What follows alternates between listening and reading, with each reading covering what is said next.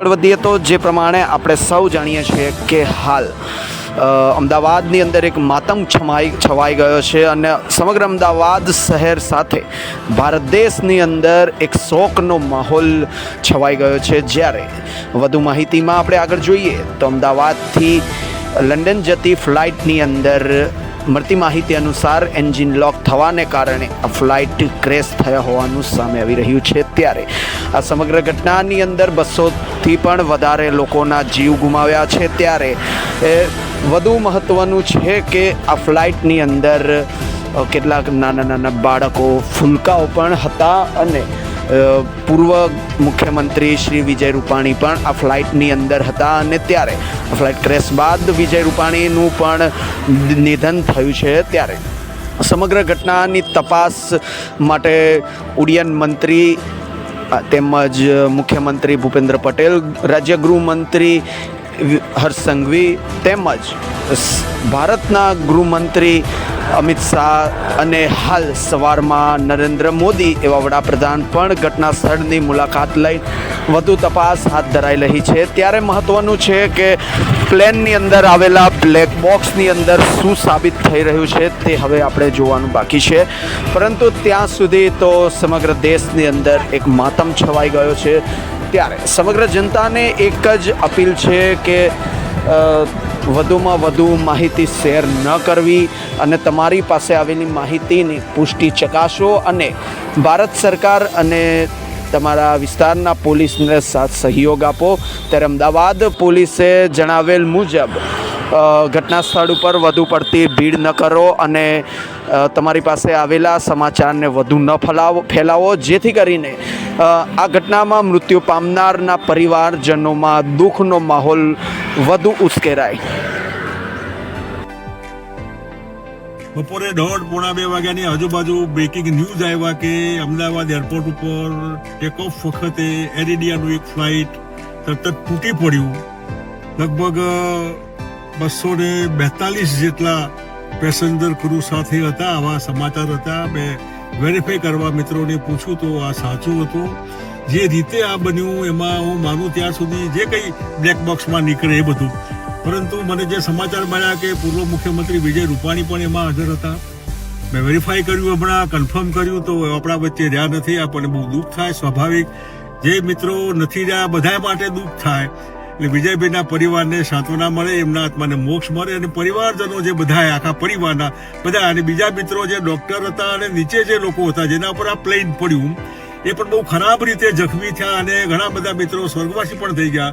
આપણને બહુ દુઃખ થાય કે લગભગ 300-350 જેટલા એક પ્લેનના ઉપડવાના વખતે જે બન્યું એનું જે ભરેલું છે ટેન્ક આખું ભરેલું ફ્યુઅલ એ કેવું બન્યું છે, કલ્પના બહારનું આ દ્રશ્ય છે। આપણને બહુ દુઃખ થાય।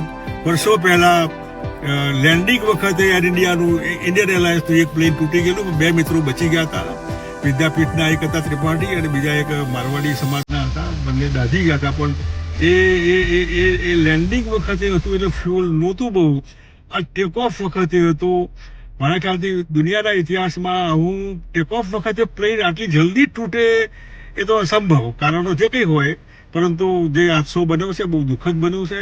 ભગવાન બધા જ જે આપણા વચ્ચે મિત્રો નથી રહ્યા, જે મુસાફરો હતા અને બીજા જે આના લીધે આપણા વચ્ચે નથી રહ્યા, એ બધા એના આત્માને મોક્ષ મળે, પરિવારજનોને શાંતિ મળે। સરકાર એમની જે ચિંતા કરવી હોય પરિવારની કરશે, પરંતુ આ તકે એટલું દુઃખ છે આપણને કે કંઈ બહુ બીજું કહેવાનું મન ન થાય। ભગવાન એમની શાંતિ।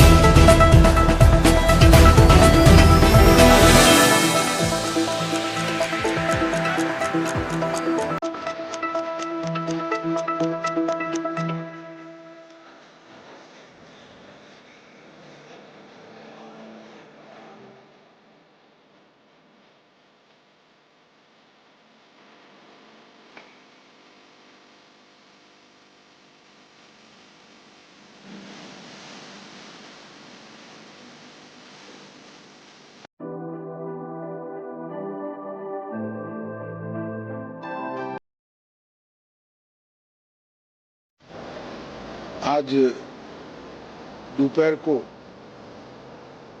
एयर इंडिया की फ्लाइट संख्या AI-171 दुर्घटनाग्रस्त हुई और कई पैसेंजर इसके अंदर हताहत होने की संभावना है। इस घटना से पूरा देश क्षुब्ध है और पूरा देश एक साथ पूर्ण संवेदनाओं के साथ